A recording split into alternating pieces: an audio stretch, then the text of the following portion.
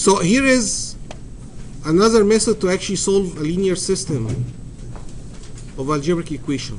This method, I can tell you that you probably will not really actually use it to solve a system of linear equation, because it involves getting the determinant, which is a long process, especially if it's like 5 by 5 or 6 by, or like really big matrix. But this method is important to understand because it will help us in chapter 8 to get something really important when we are solving eigenvalue problem. So what's really important is really understanding how does it work. Okay, so here's our system of equation, linear system in x1, x2 all the way to xn. You have n equation in n unknown. All right, so that is an n equation in the same number of unknown. All right, and so the solution simply of that system, rather than getting the inverse or rather than turning it into an upper triangular matrix and then do back substitution, the solution is basically this. x1 is d1 over d, x2 is d2 over d, xn is dn over d. What is d to start with? Excellent. D is the determinant of the matrix A. Right? So D is basically the determinant of matrix A. It's a number. It's 35, like our quiz. You get the determinant of all those number in the matrix A. That's the determinant. So now, what's D1 and D2 and Dn that will make difference in that this will become x1 or x2 or x3? So D1 is basically to replace this first column with B. So you don't do the determinant of A anymore.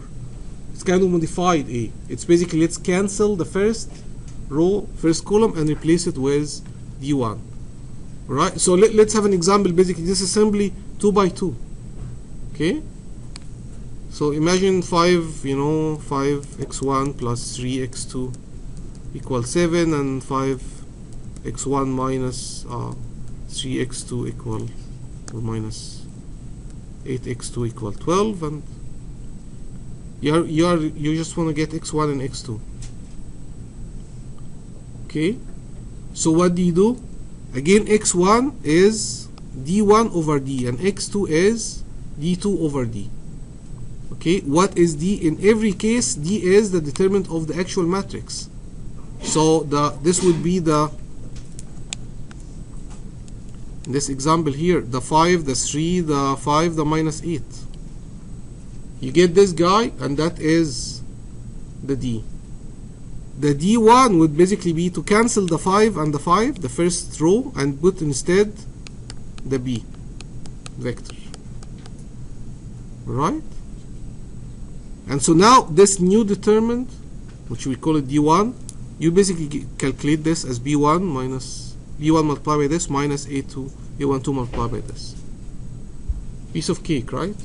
So the method involved getting the determinant of A and getting the determinant of a modified A, d1 and d2 and d3, depending on how many unknown you have. Right? And actually, so here is the example 1 in our book. So here's the 4, 3, 2, 5. So those guys will be the D. 4, 5, 2, 3. So 4 times 5 minus 2 times 3. So you get 14. Right? So x1 and x2, both of them are divided over the 14. Now for x1, we do the d1. What's d1? Again, cancel 4 and 2 and put the 12 and the minus 8. 12 times 5 minus 3 times minus 8. You get 84. 84 over 14, that's 6.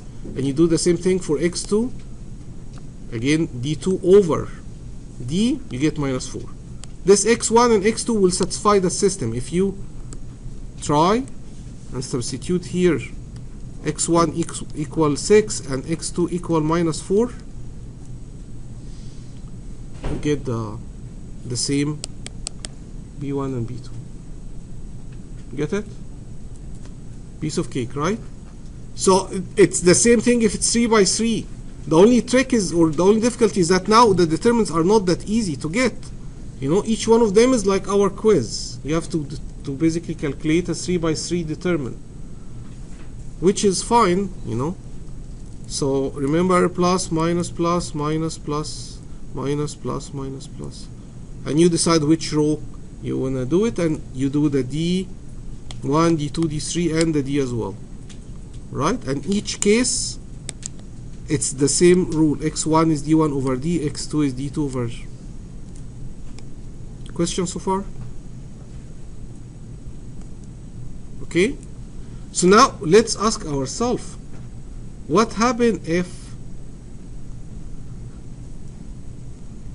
our system is actually 5x1 plus 3x2 plus 2x3 equals 0, and x1 minus x2 plus 3x3 equals 0, and x1 plus x2 minus 7x3 equals 0.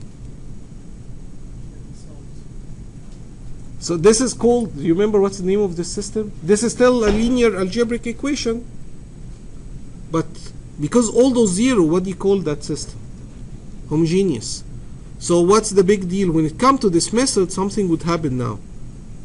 That, remember, every one of them, D1, D2, and D3 are basically, you're using that vector B to replace those numbers. For D1, those numbers for D2, those numbers for D3. And you are calculating the new determinant. And that new determinant can be calculated based on the first column or the first row. Well, let's use the first column. What will be the first column now? 0, 0, 0. So the determinant D1 would be 0. Of course. So as a result, a homogeneous system using this method will result in 0, 0, 0. And it doesn't really matter what is the D.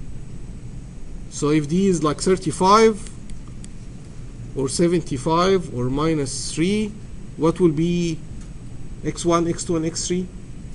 0, 0, 0. That's really the trivial solution for a homogeneous system. So of course, if you have looked at this system to start with and asking you to solve it for me, you will tell me, yeah, I know the solution. 0, 0, 0. That will do it for you. Right? 5x1 plus 3x2 equals 0, and 5x1 minus 7x2 equals 0. What's the solution? 0 and 0 will do it.